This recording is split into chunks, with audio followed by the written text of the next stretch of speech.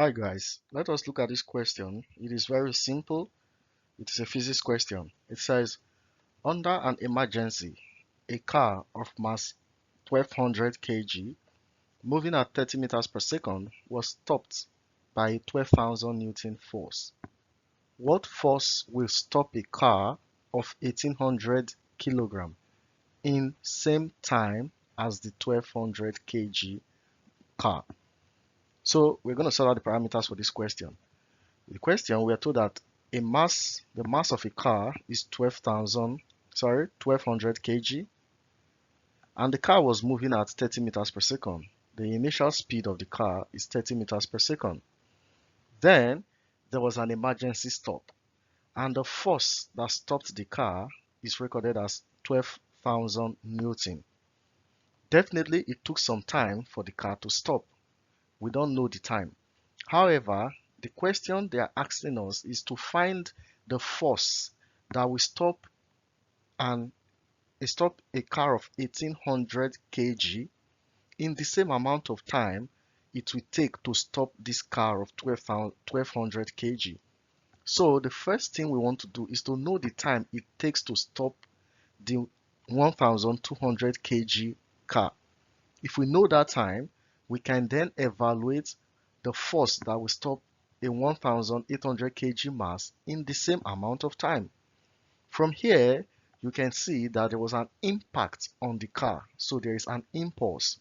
We recall the formula for impulse is given as the mass times the change in velocity, v minus u. Now, recall that the formula for impulse is also given as force times time. So we can say Ft, force times time, is equals to mass times the change in velocity.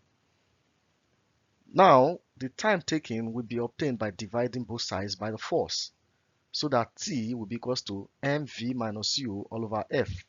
So this gives us the time taken to stop the car. So we're just going to substitute our values. The time will be equal to 1200 for the mass into 0 for the final velocity. The final velocity is 0 because the car stopped. It is an emergency stopping, so the final speed is 0, minus u, the initial speed, 30, all over 12,000, the force. Now take note of something. We are taking the absolute value to obtain the time, because time cannot be negative. Time is always positive.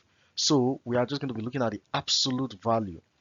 The reason for the negative, 0 minus 30 will be minus, is because it is retardation. It is slowing down. It is a stopping. That is why it is negative. However, the time cannot be negative. So we are looking at the absolute value. That brings us to 1200 times 0 minus 30 will give us 30. The negative is no longer there because we have taken the absolute value, divided by 12,000. We have 3 zeros here. We have 3 zeros at the numerator. So 12 cancel 12, you'll be left with 3. And the time will be 3 seconds.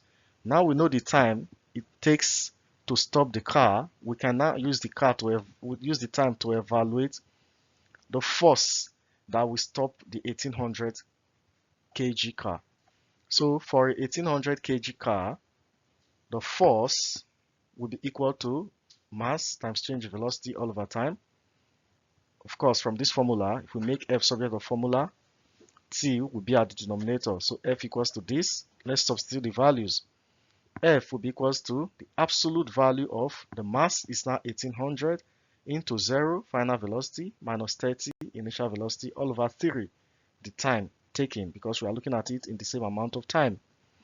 If we put these values into the calculator, we have that F, so this is the value, we have that F will be equal to 1800 times 30, 0 minus 30 is 30, no more negative because we're taking the absolute value, divided by 3.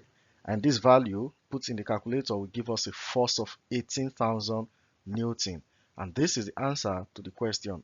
Very, very simple. Try this one and put your answer in the comment section. Thank you for watching, and do well to like and share this video.